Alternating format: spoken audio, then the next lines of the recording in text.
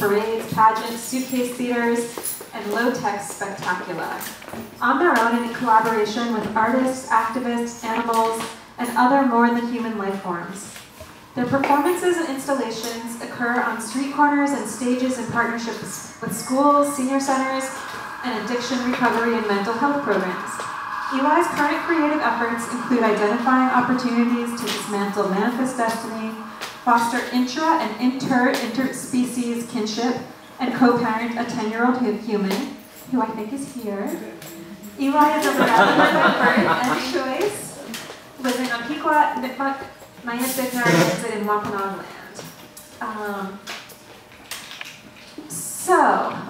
The first question I want to ask you, so right in the kind of center of your bio is the statement that you make plays and parades and pageants and all that stuff on your own, but also are a collaborator with artists, activists, animals, and more than human life forms. So I want to dig into this aspect of collaboration in a couple of ways. So, some of our first experiences together were very chill, easy collaborations. I don't know if you remember, but sometime around 1999, I had a gig doing puppet shows for kids with cancer at Hasbro Children's Hospital. How I got this gig or what I was thinking and accepting it is beyond me. I was very intimidated and thinking that I might have anything to offer kids dealing with such extreme stress, but then I roped you in and we did this project and I think we pulled it off. We made kids laugh. And the point I'm getting at is that I think for many artists, maneuvering between individual and collective practice is tricky. But it's a balance, it seems like to me, that you've always been able to strike, that you have a very intuitive and easy approach to being comfortable with all permutations of individual and collective practice. Can you tell us about some of your approaches and thinking in this regard?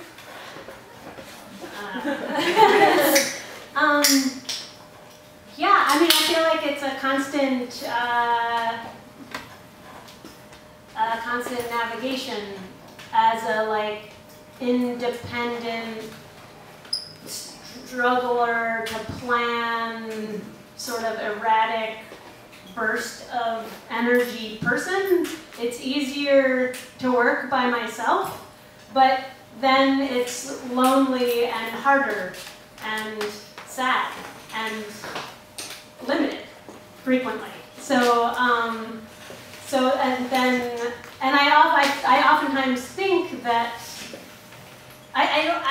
this is like the hardest question to start with, because this is like at the core of all of my efforts. It's like, who's making this and how, and is this just my idea that I'm asking people to come in on, or is this some collaborative group idea, or is it other people's idea that I'm facilitating them identifying, and then we build it through the languages that I know, which are cardboard and cardboard.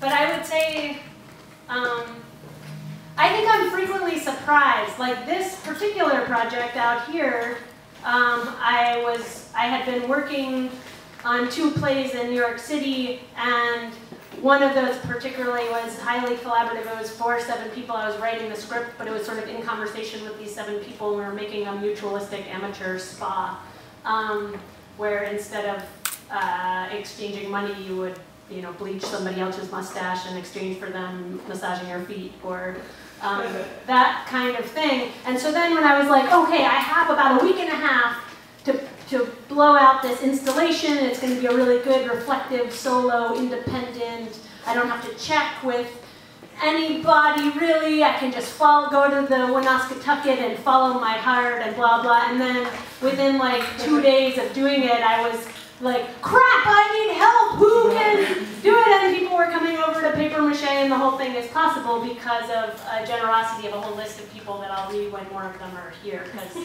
they should be thanked in human form, but totally impossible to do almost anything alone, it turns out. And then somehow still feel isolated a lot of the time in the process of trying to get to the part where you actually get to connect with all the other people. I don't have a good, I have not mastered this dance of, is it mine? Is it ours? Is it yours? Is it all of those things at one time? But I'm definitely interested in those questions and how to find the spaces where the answer is yes to as many of those as possible, I guess. Wishy-washy. We'll get that. No, I think the part is that I think that part of what I'm hearing and excited about is that it sounds like you know that you don't have the answers, but from the outside you seem totally fearless in terms of digging into it all. And so, and that's what, I think sometimes a lot of the creative process is. Okay, so more on collaboration. More on collaboration. So the idea of collaborations with animals and more than human life forms seems to be kind of taking stage in the public imagination through the popularity of thinkers such as Donna Haraway and texts such as Staying with the Trouble. But you've been working with animals for a very long time. Can you talk a bit about how you're thinking around interspecies connection and collaboration and the potential that you see in it? Also, you have, for everyone, Eli has no idea what images are going on behind their head. It's a dictionary definition of popularity. I'm so flattered. I don't understand what that. I have no idea also what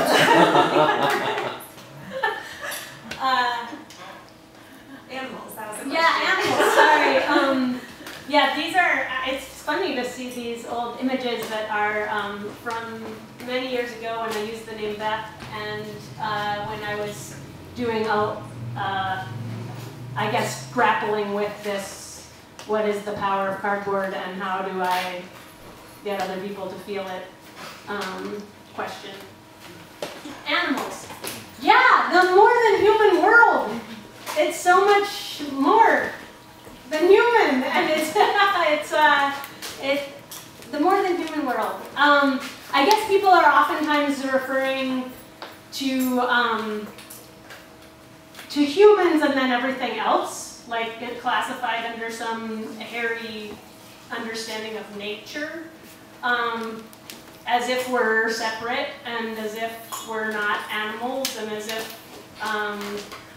we don't have feral tendencies that we're all working to subdue to create some semblance of this crazy civilization at the same time. So I definitely feel as though I take a lot of guidance, inspiration, role modelship from lichens and mosses and subterranean networks of roots and funguses and baleen whales and all of the things that have figured out how to survive usually far longer than any of us will ever be here, even as an amalgam. So I'm rambling, but yes, I mean, I just feel like humans are not necessarily where it's at. And that is humbling and a relief to not feel as though somehow we have to have it all figured out. Like if we could step back a bit and apply some of their tactics to our own survival, I don't think it would necessarily extend our time, but it might make it more interesting. So this is a quick one maybe. What's the first more than human that you collaborated with? And when was it?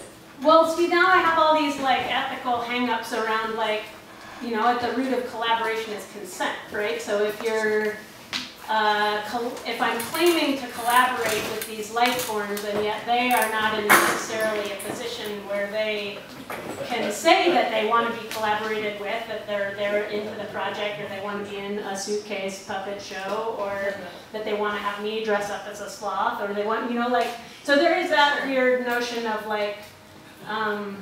are we actually collaborating or am I using them?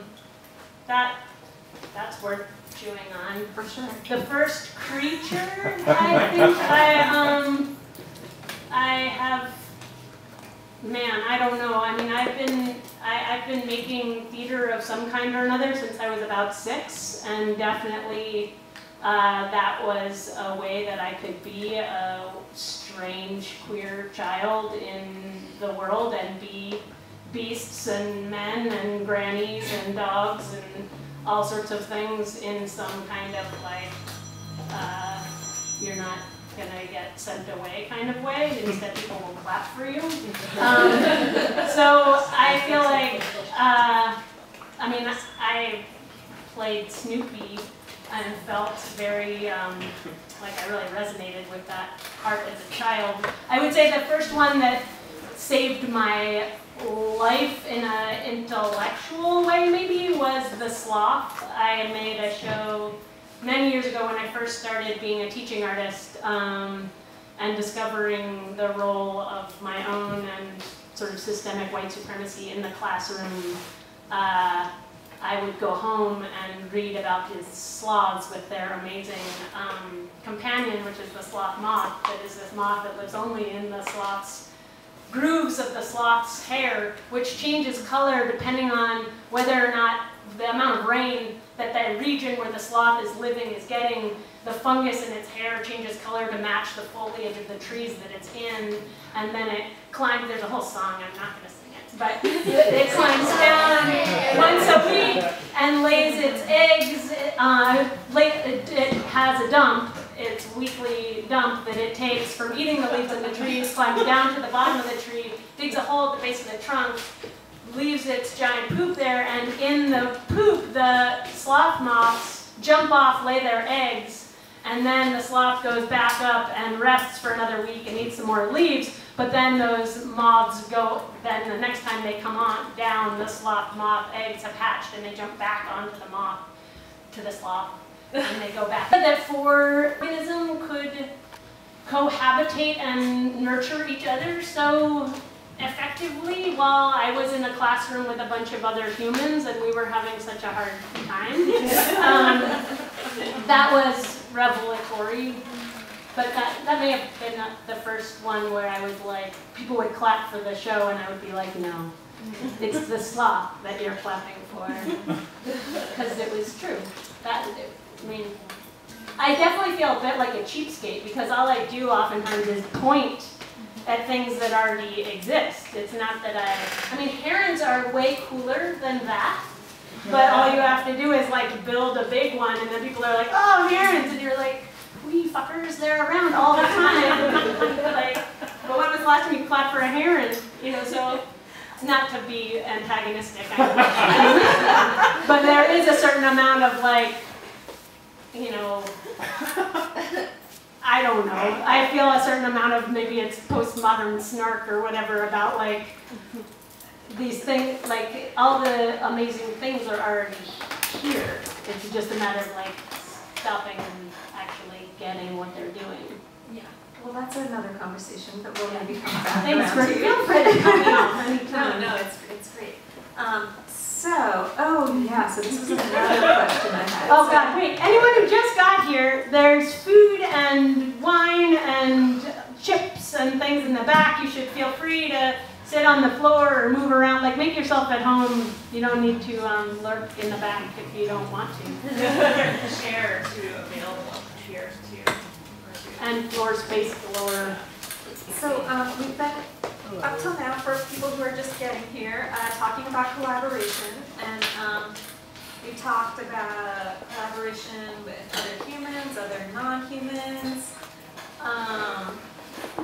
Anything besides from humans, non-humans? What about time and space? Oh. Is that a thing that, which reminds me of your sister, who I think has some ideas about time and space. Would it be okay if we shared some of those? Is now an okay time? Are people up for watching a quick movie? Yes. All right. Okay. Yeah, I'd say my sister can take the floor for a minute. Cool. Great.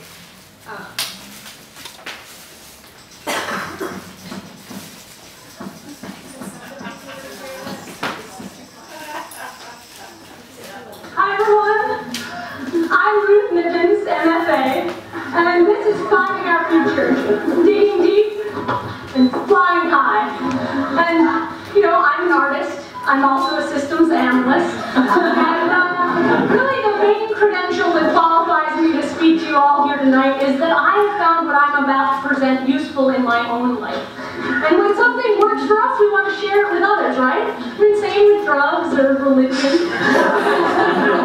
I'm so excited to share with you some really important things, but I want you first to understand that none of you have done anything wrong. That's not why you're here.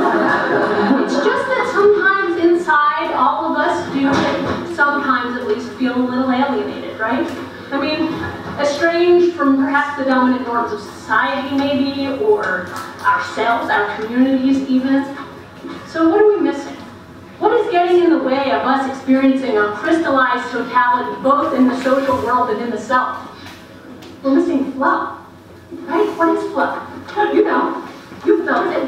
Every now and then, those times when you are in the groove, on the ball, you're in liminal space, you're riding that wave, you're riding the dolphin, the donkey, whatever you're riding, but you are riding it, and you're like, I am feeling a productive transcendence where the ego is falling away, right? That's flow. That's what we need. But how do we get there, right? I'm going to take you. Two visual aids will make it all a lot easier. The axis of best use. Now, the axis of best use is really great because it just takes apart some really basic terms like space and time. You know, using those, we're all familiar with space and time. And what you have here is no time and no space. None at all. You have lots of space on this axis, and then we have tons of time forever, all the way up here. So what we need to do is orient you, because this is the problem. See, many of us are constantly shoving too much stuff into too small a space. You're like, oh, this bag, if only it was bigger, or oh, my life, if only it was longer. Those kinds of things. So what we have to do is orient our activities along this axis right here, that is the axis of best use. So if you are like over here, you have tons and tons of time, but only a little bit of space, you might be in jail. You would leave on a raft at sea. These are stressful events. Stress is the opposite of flow, right? So let's be that way. Likewise, if you have tons and tons of space, but not very much time, you might be a hunted bison. What I'm recommending is you have only a tiny bit of time, tiny space, take a vitamin. Or you don't have time, you don't space, play a board game. Or if we can look to a model right here, think about the horseshoe track, because they have been around forever. You know, they have been here since before the dinosaurs. They're not leaving. They take up the entire ocean. So that is who we can look to. All the inventors, horseshoe tracks. So, this is the thing. In order to really be able to lay out your time and space, you have to have a good idea of what you're spending your time and space doing. Thus, today's pies. Now, today's pies, these are my personal pies. Your pies might look a little different, but we all have things that we have to do with our time. I understand. I'm a modern human. I understand that there's pressures. There's times when you have to be wiping and washing, either yourself or other people. There's times when you must be sweating, either on purpose or by accident. These are things we have to do. We have to spend time with machines, many of us in this modern day. Also, things about, you know, creative pursuits, maybe hiking, grooming. I understand. These are all things I'm not asking you to give up. But look at this right here, this juicy slice of the unknown. Where there's times where you have no idea what you're doing, right? I don't know. 5 years now, you have got to be 6. What do I know? That's what we're talking about. Right here, the unknown. Untapped potential. Stay right here. Space. There's times when we have to be in hallways and tunnels. Times when we must be in storage areas. Spaces that smell like animals. Buildings built for one purpose and used for another. I understand. I know.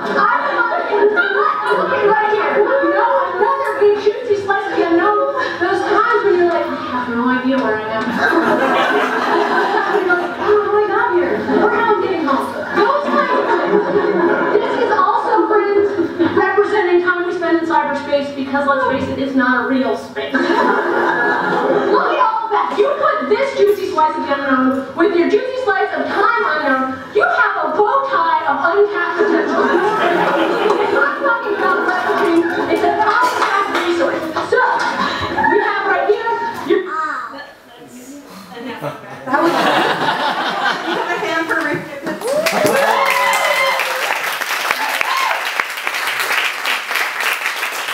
Thank you. I'll send her your regards. She makes various speaking arrangements,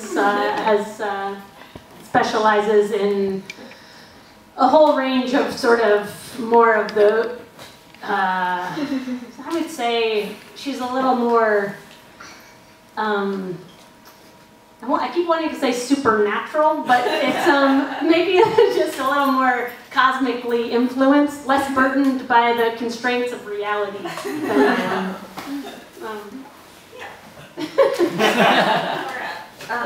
Okay, so now I want to just show our friends here some of your past work to give a little context before digging into talking about the heron. Great. Is this all still sound? I see. It wasn't on. Great.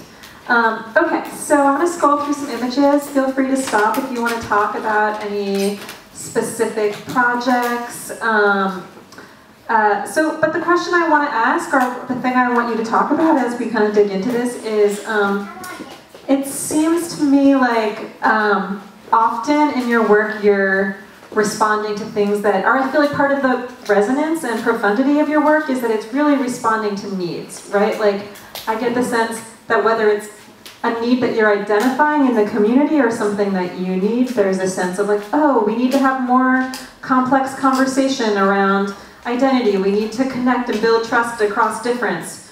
There's a need to grieve, to heal. There's a practical need for activists to have graphic design materials is a project I've worked with you on also. So can you talk about the process of identifying needs that you decide to address in your work? And also about how in the context of looking at really big, heavy structural kind of issues that you don't become immobilized in the way that I know at least sometimes I can feel when dealing with things that are really big. Yeah. I'm not sure I'm not immobilized. I'm continuing to move while simultaneously being immobilized. Geez, where to go with that?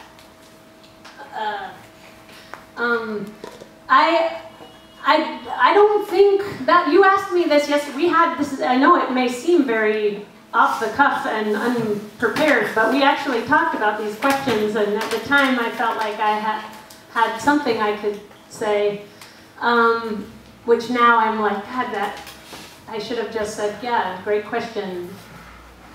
What else can we talk about? But I guess I'm feeling uncomfortable about the idea that I both agree and I'm not so sure about the idea that I respond to needs with my work, or I guess all right, hold on, let's start over. I think that often there's at least two tiers of work that I make the most, and that is shows that I like theater / puppetry / clown / cabaret. Now I'm entering the world of burlesque secretly, even though I don't really take off all my clothes. But that's a new weird cabaret slot I've found, and so far they don't protest. There's something in common. I think it's the fringe that I'm really into, and that I take off a lot of layers frequently. So anyway, I think there's my own personal work, which I guess, of course, responds to a need that I haven't necessarily identified until after I've made the work. I don't think necessarily that I'm like, oh, I have a need, therefore I'll make a puppet show. I think frequently it's like, oh, I need to make this show, and then it's through the end of performing the show that I'm like, oh, that's how I dealt with my dad dying, or like, oh, that's how we protested this pipeline, or, you know, like it's oftentimes less cerebral starting place, I guess. And then the needs of the groups, oftentimes I do a lot of facilitating large groups of folks making their own theater projects / our theater efforts combined. And those needs that process is fascinating because frequently the need is identified by someone in an office somewhere who got some funding or who has some rubric that they need fulfilled for bringing some asset versus need-based assessment together for their board or whatever the hell it is that brings me in as someone who could facilitate a group project. And usually I have my own need going into it, which is usually to feel part of something. And that's sort of at the heart of a lot of it, I think, is just and that itself is the thing that keeps me from being immobilized, is that then I'm accountable to these other people, and non-human forms often. But I would say that the needs for those projects are frequently determined by someone who knows the group that I'm working with under a particular, usually institutionally informed lens, that then the work of the project is actually to discover frequently if what those people think those people need is actually the thing that those people need, and it almost never is. And that's satisfying, to be a fulcrum kind of person that is able to be like, well, yes, what you wanted was the parade that celebrates your community, but everyone is grieving because the mine shut down and all of these parents are addicted to meth and the kids are freaking out and need to be outside.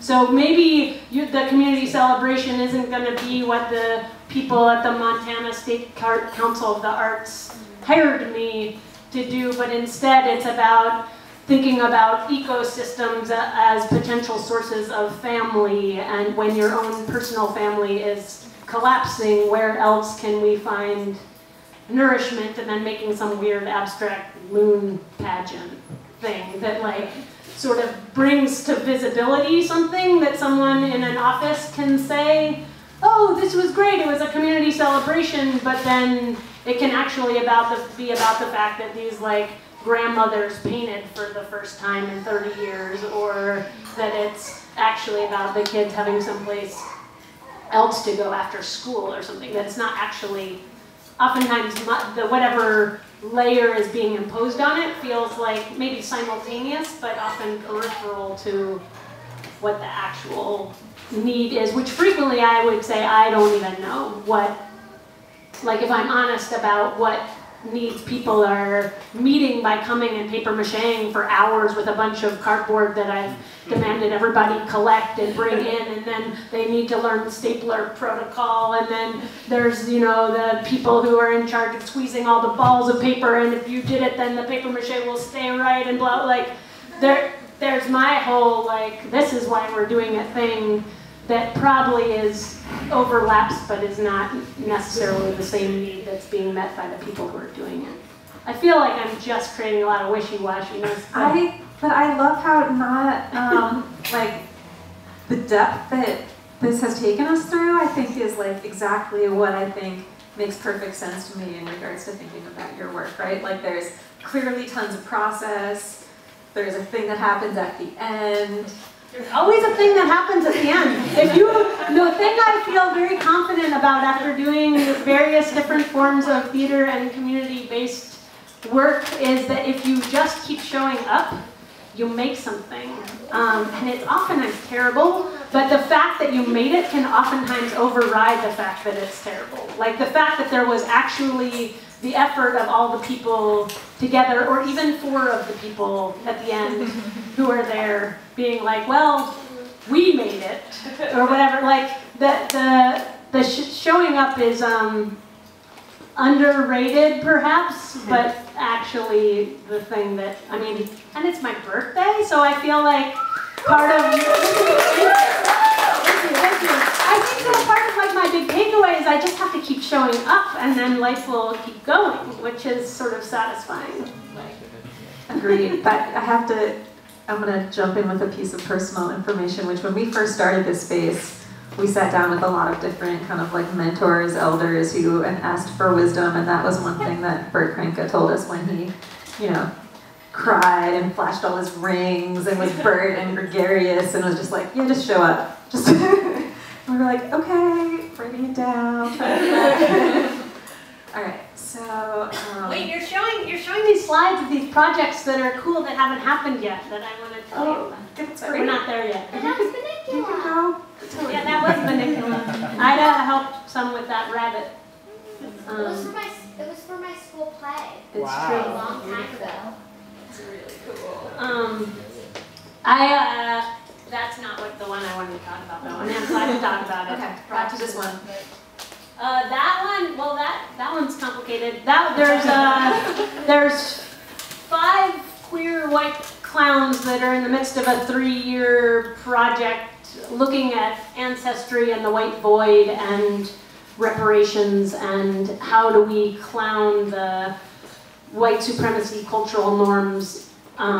If people haven't read this document, there's this amazing document that people made in like 2001 by Timo Kuhn and a couple other people that are the white supremacy cultural norms, and there's these like 13 precepts of things that many organizations, or you could say families or individuals, like take as norms that actually, like most norms, are created, built, and then pretended that they're normal by eradicating other things that might as well also be norms. So, but we're dialing up those in an effort to make a clown show, and that one actually I don't even know what to say about yet because we're only a year and a half into at least a 3-year process, which feels good to be part of this longer, more expansive effort with a bunch of other hack, weirdo, DIY people. That project is really nice because there's no one. It's 5 of us are horizontally organized. There isn't at this point a director or a writer or performers. We're all creator, planner, organizers, and we've committed to meeting. There's another project where we meet every 2.5 to 3 months for 2.5 to 3 days and work wherever we are. And each of us live in a different state, so we've been migrating around to the different states to work in those little pods each time. And supposedly that will result in a show. So ridiculous, other things with kids, no. Okay, let's get to the heron. Okay, great. Cool. But the one I wanted to tell you about was this thing. There was a security guy with in an orange and fluorescent thing. Oh, that was back here. That's a project that, nope, that one, yeah. What a terrible expression. But that is a project that, if you want to come see the seed of what that will hopefully become on January 25th not January, I keep doing that, July, that's the next one. July 25th at AS220, Bert Franca's band Monkey Head, Laura Brown-LaVoy, couple other performers who are amazing are going to be performing, and I'm doing this clown act that this thing has been growing out of for a while. That's part of a longer piece that will be directed eventually by Rebecca Martinez, who's an amazing director based out of New York, but it's about notions of real and perceived risk and danger. And I just got back from a conference in Mexico City where part of what I was working on was thinking about nature as, well, nature. I can't actually, never mind, keep going. I don't know how to sum that one up at this moment. Okay, let's get back to The heron. I thought this was a video. Oh yeah, this is a video. So,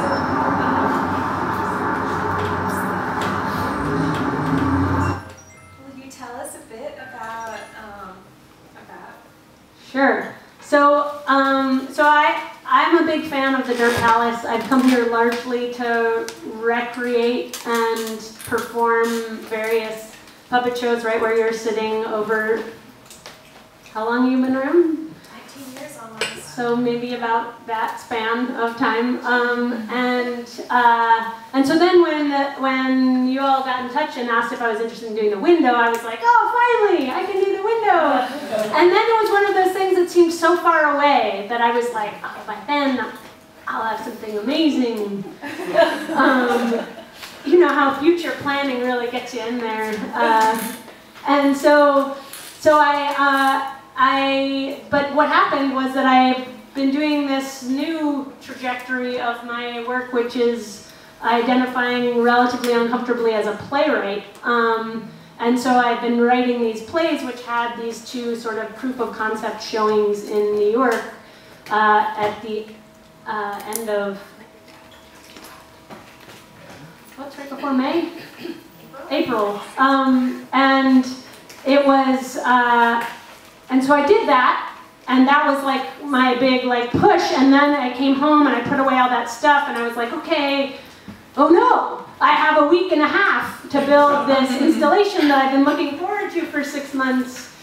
Shit, and Xander kept being like, you have so much stuff that you can probably just put any, because I've been building shit for a long time, I have a lot of stuff, but I was like, no, I appreciate the Woonasquatucket, I want to do it in honor of this very specific place, and I want to make something new, plus I need a solo, reflective, contemplative, mild, calm, sculptural time with myself.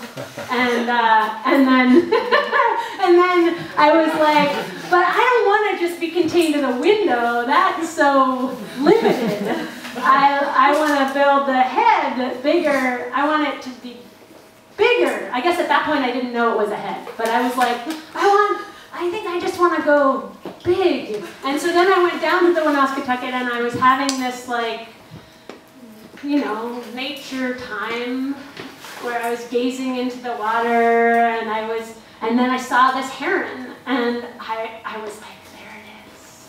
And I did my human, you know, colonizer move of like, let me get close to it. I want to get closer. I sort of want to touch it. So I like got like closer and I crept up on it and I crept up and I crept up and I was like, it doesn't even notice. It's because I am nature. It doesn't feel me coming. Look how attuned with the rhythm of the water I am. And here I go, gliding ever closer, ever closer. And then I was like, why isn't it moving? And then I got close enough to realize it was a log. It had been about 20 minutes of like communing with this heron that was a log. But by then I had already constructed the whole thing in my head that it was going to be, and it sort of helped remind me that reality doesn't matter. Actually, I had an experience, and that was apart from what some might call reality, but it was meaningful. So Eli, can I tell you my heron on the is it okay with everyone if I tell you my heron on the Woonasquatucket story? So I was having a day where I was like just in a foul mood and I walked to the end of the bike path and there's this little like jut off at the very end of it before you're almost in Johnston where you get closer to this waterfall, and I went back there and I saw what I thought was like a sculpture of a heron, and I was like, Jesus Christ, the RISD kids already come out here and put their sculptures in the nature, what the hell? Like I'm so sick of all this art everywhere. I don't know why I was so sour. And then it moved and it was a real heron and I was like, oh. So I feel like we have totally opposite stories about not being what we think. So that's where the heron came from, and then I also, my stepdad is here in the front row, guy on the tour, who has lived in and around Rhode Island most of his life and grew up in Centerdale near that section of the Woonasquatucket, so I was also asking him about, do you have any stories that I should, you know, like a heron doesn't live alone, like what else could go in this thing? And he told me about his great-uncle, Roy? Great-great-uncle? No, it would be uncle. Just straight-up uncle.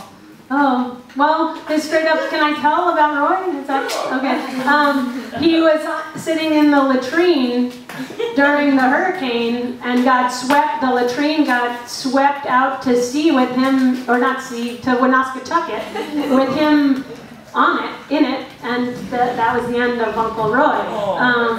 So I wanted to do some sort of tribute to Uncle Roy. There was also a guy, Albert, that you told me about in your high school, who built a ambitious though unsuccessful submarine to go down into the Woonasquatucket. So I was thought I was at first going to build this submarine that the heron was coming out of. Then as far as I got was that guy who's like coming out of the water, and it's on a pulley for no good reason because no one is ever here operating this window. However, you know, every time I'm here, I wiggle it around for whoever's walking by. But that's some of it. And then there was the part of, so the heron turned out more or less like I imagined. There is a part soon where I need to thank all the people who made it possible. Well, I'm gonna start to flip. So last night Eli sent me like process photos, and I love them. They go from like just flat cardboard. So I'm gonna start to flip through those and Sure. Yeah, there's other parts, you know, like many of you build things, and there's the experience of like, oh, I have an idea that it's going to be like this, and then it's so cool in your head, and then in reality, that's what that ant mound thing on the side was going to be, this incredible, there's Ida who helped paper mache, and then I also, let me take this moment to thank Chris Hampson and Lucas and Ka and Eliza and Ida and Emma and Sarah Leibel and Cody and all of whom helped paper mache, cut fabric, paint.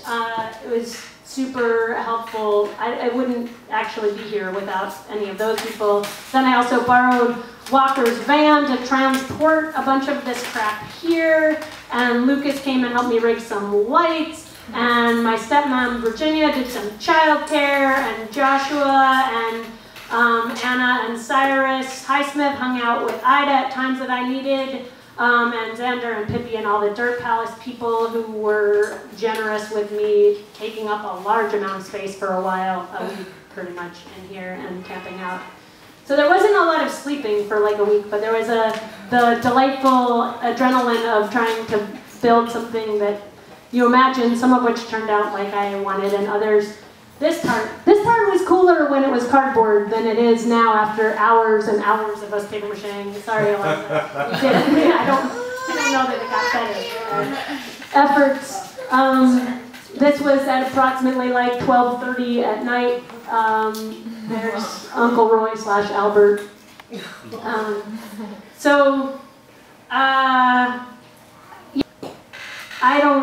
I guess I was trying, part of like in the sort of grand scheme of things that I was trying to do with the project is what I'm trying to sort of do in general, which is just shift my scale in both time and size of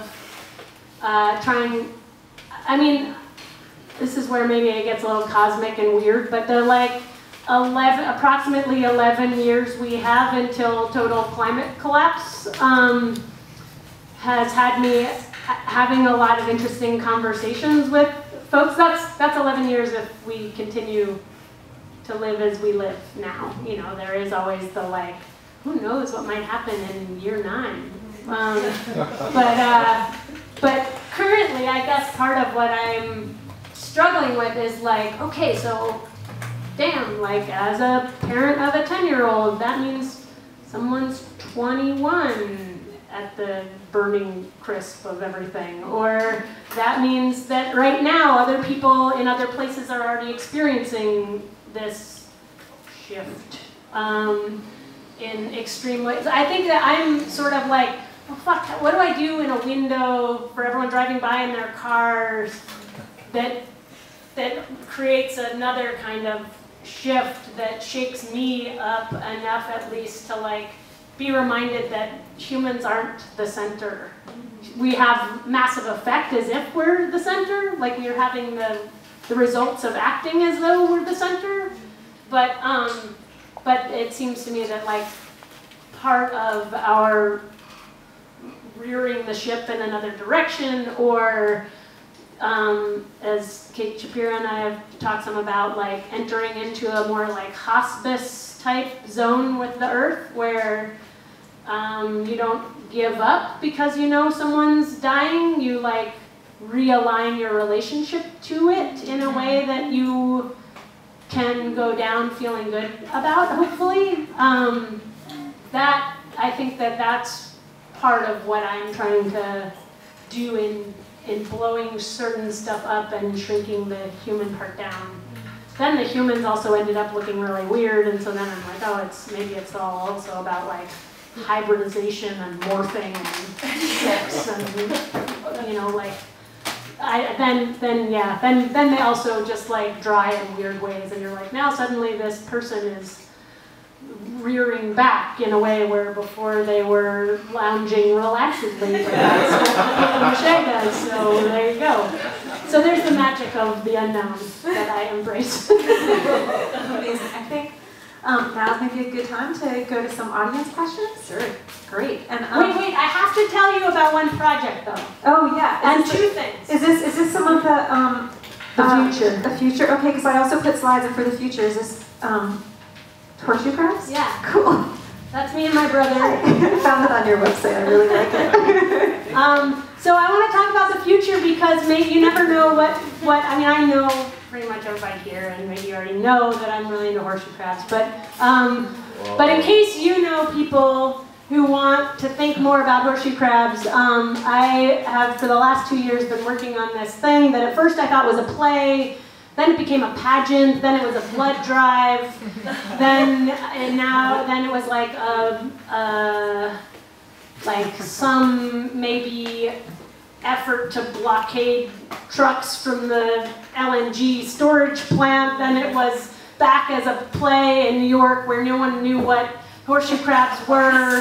So I don't know where it is right now, which is part of my throwing it out to this room full of people, is that that horseshoe crabs, who've been around for 450 million years, are in this miraculous dance with the moon, with us, with the red knot birds, which are a bird that has a longer migration pattern than any other creature on Earth practically. They go from Tierra del Fuego in Argentina to the Canadian Arctic and back in a year. And they have to stop and feed on the horseshoe crab eggs all along the coast, particularly around like Delaware to here.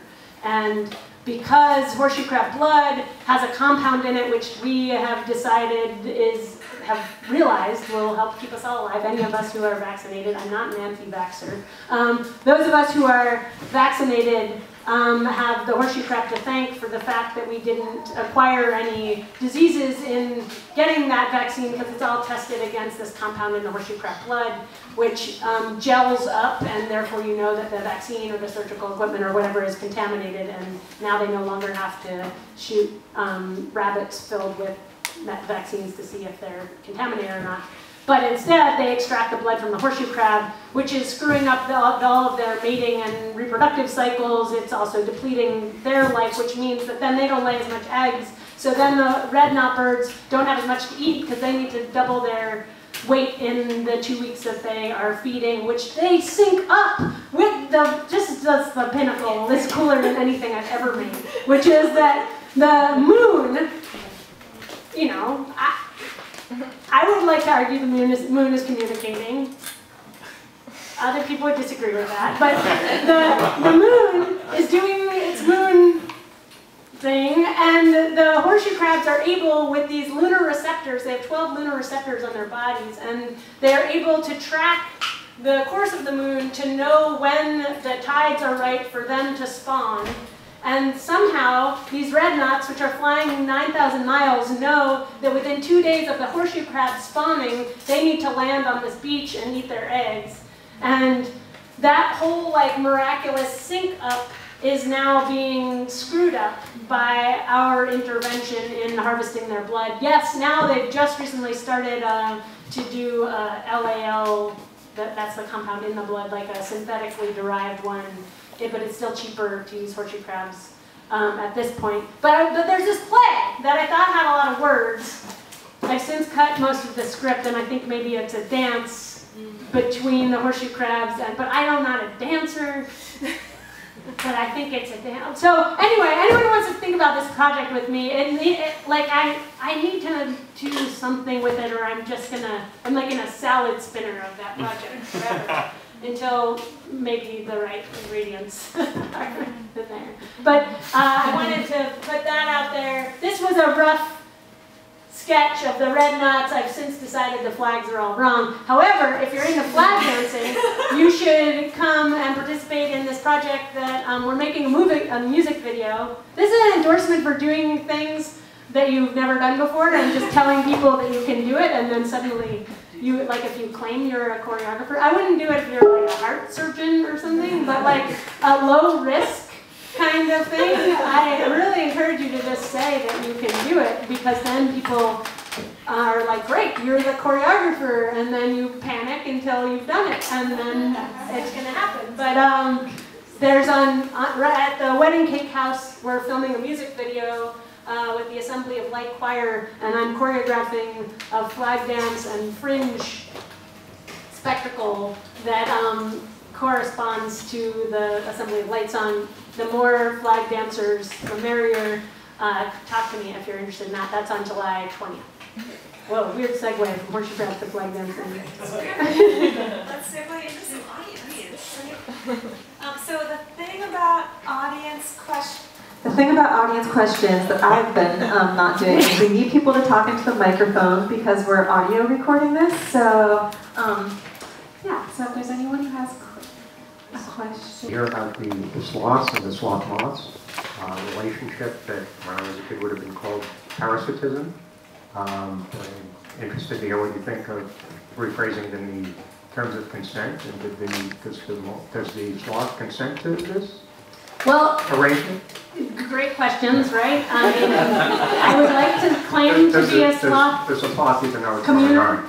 Well, I don't know. I mean, I just had the pleasure of spending a week with this woman, Una Chowdhury, who's an incredible thinker about human-animal relationships. And I was part of this working group with her called Being Porous, Performing Within Climate Chaos.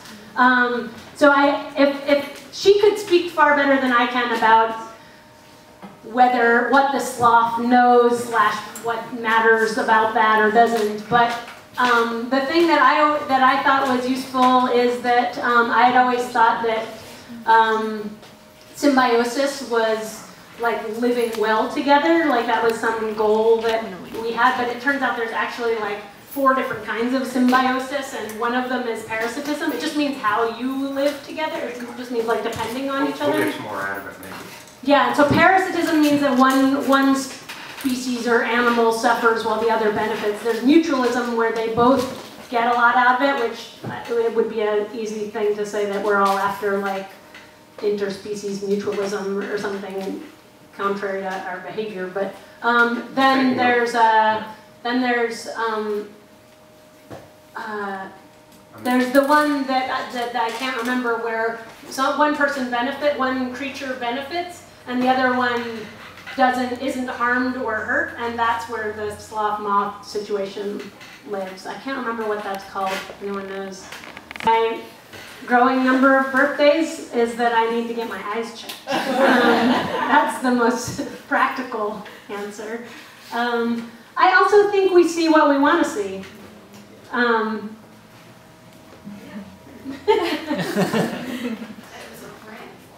It was a log. It was a silvery log with like a sort of some plumage. I think it runs in your family. Your father watched a seal on the rock for an hour until it flew away.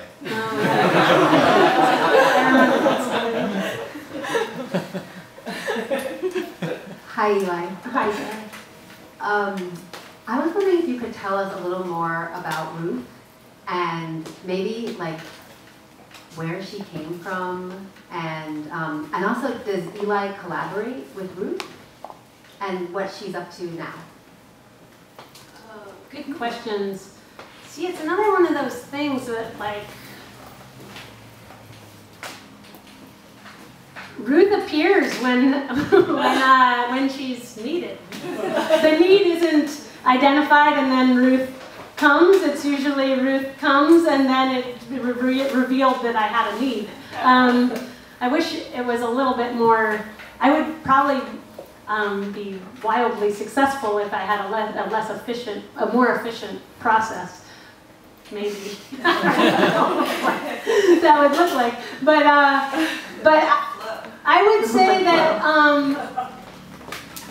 think I have a uncomfortable relationship to drag, like going to see a lot of drag stuff, and I think Ruth came out of feeling as though like I relate to the need to have another way to express part of who I am, but it's not through like I'm all for drag in all its incarnations as well, but to me, like, I love putting on high heels as someone else, and Ruth is an opportunity to do that frequently. And then the process of becoming Ruth unleashes the world of Ruth's possibilities, which are not the same as mine. That's satisfying to uncover. I would say that's very much in the world of clown work that I do, where it's just trying to be as present as possible with whatever's happening between me and the audience, or whatever's happening with me and the character I'm becoming. Ruth has a nephew, Victor, who wears the same wig, just in a different direction. And he's an urban survivalist. He maybe taps into some more of my traditionally masculine features about survival of the fittest and stuff. He's definitely the fittest.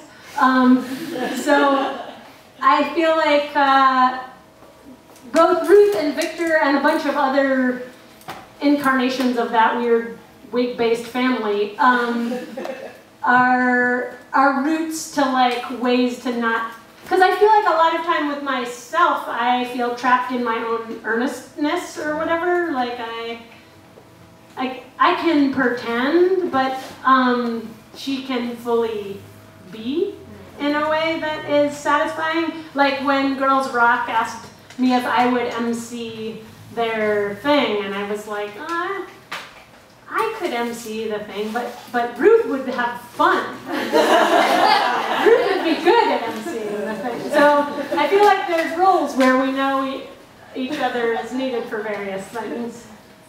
I think, do we have, so we talked about collaborators and time, we talked about time and space, and I think we have some collaborators from across time and space who are here who might have some questions for you. Let's see if we hear it. Yeah, so curious to hear about, if you can talk about the role of sort of anthropomorphism in your work. And, you know, I noticed that sometimes there's things that appear, you know, they appear as animals, but sometimes they're actually, you know, animals that are taking on human characteristics.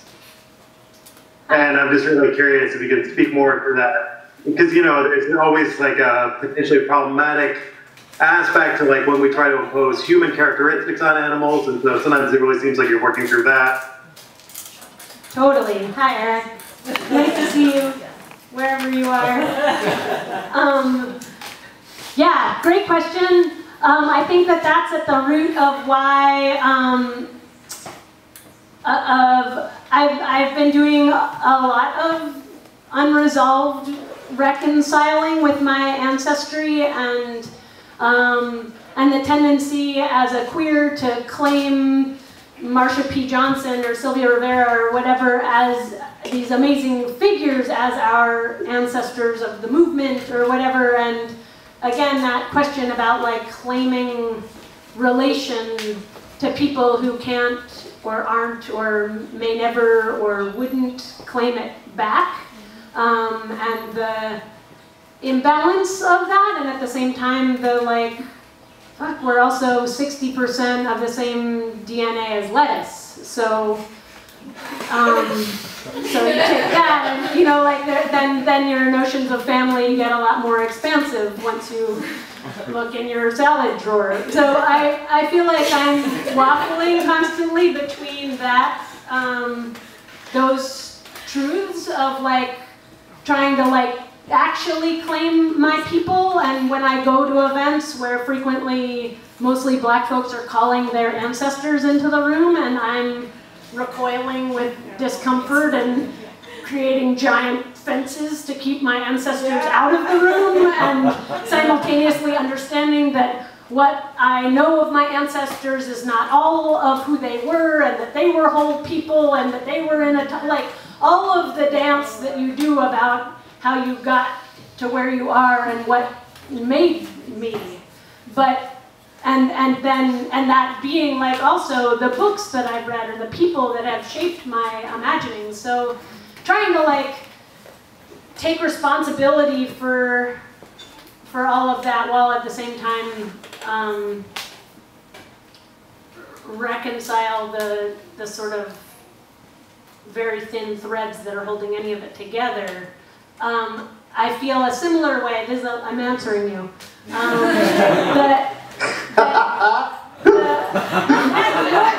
recognize that laugh. Anyway, I think that whole struggle around is part of what made me think that the friggin' majestic horseshoe crabs can't speak English. Like the whole play had them like singing Billy Joel and like doing all these sort of grotesque human things, and then a feeling of like not only imposing language on them, but posing English as the language, because that's mostly what I've got, through the bodies of these creatures was feeling contaminating more than dramatic.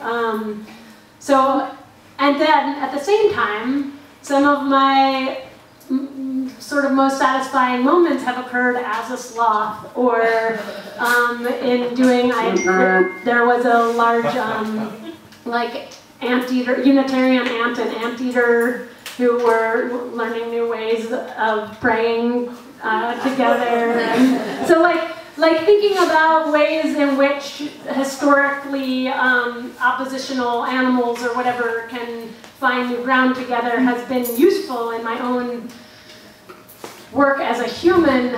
I struggle a lot with anthropomorphization. I feel so grossed out every time someone puts their Tinder face bunny dog nose thing, like that kind of anthropomorphization. Huge turnoff. I am fascinated by those people who decide to get whiskers installed and like stripes, and like the people who are really trying to go for it. That they're fascinating.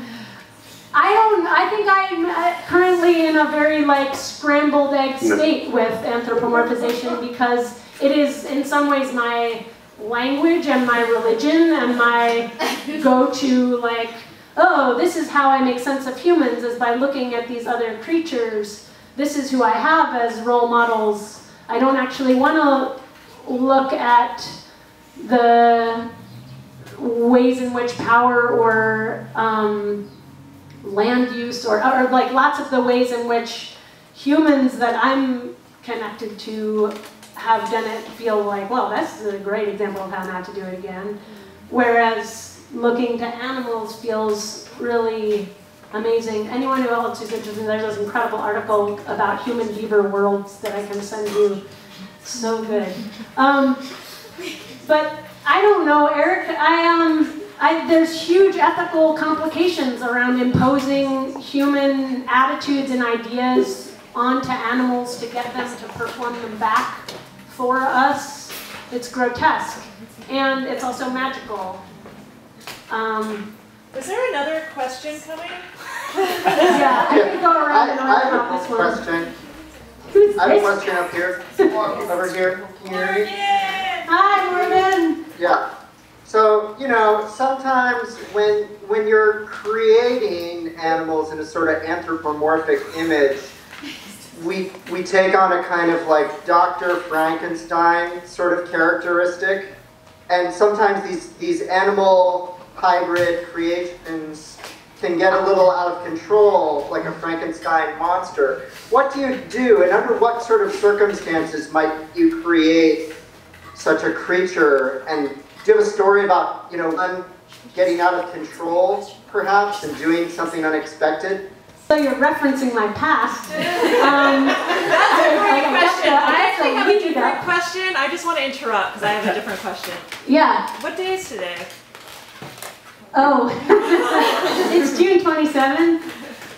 What does that mean to you? I'd like to give a hand to my mom, who is here, who birthed me on this day.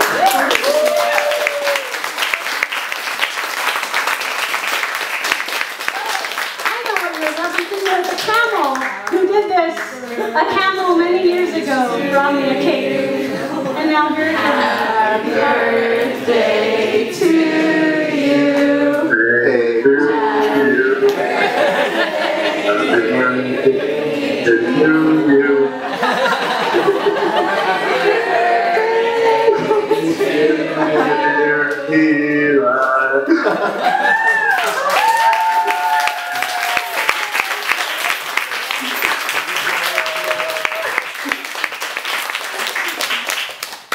Okay, I think that the rest of the questions are for over cake, because there's also some ice cream. Yeah, we have 2 ice cream cakes that are going to come down from upstairs.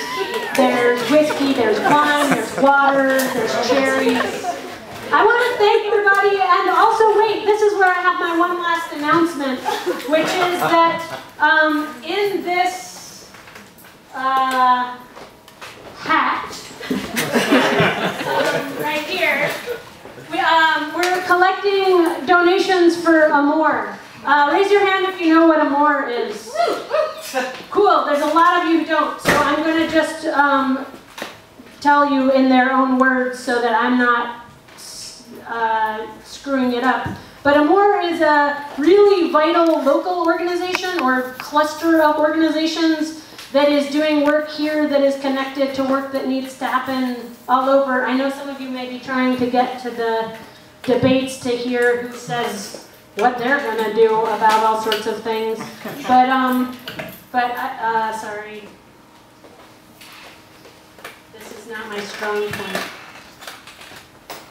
The technical. Here we go. So Amore, we're collecting donations because if you didn't bring me a present, which is completely reasonable, you could instead, that lovely vase or lingerie that you were going to get from me, you could spend that money instead in this hat, which will go to Amore, which is a incredible 6 organizational teams which coordinate services to, there's an immigration legal team which provides case management and organizes fundraisers and coordinates court accompaniment. It's basically a rapid response network for folks who are struggling with deportation risk and need immigration support. There's a support line. If you know anyone who needs it, it's 401-675-1414. I have the number if you need it. It's a 24-hour multilingual English and Spanish line that connects community members to Amore's network of services, including comprehensive mental health care, legal support, court accompaniment, community support, transportation, and interpretation. They're doing a bunch of stuff, including a lot of stuff around making sure that the Wyatt Detention Center is not working with ICE folks right now. That's a local effort. You can learn more about that at Black and Pink or from me or from other folks. But I encourage you to give a buck to this hat, and I will make sure it gets to them. And I just want to thank, again, all the folks who made the huge, big mess out there possible. We'll see what happens in the next 2 weeks. I can't say that paper mache is a great thing to use outside. But it hasn't totally flaccid-necked yet. Let's see what happens. Live art. Thank you, Xander. Thank you, Vivian. Thank you, everybody. Stick around for cake. I wish you were here to have some cake.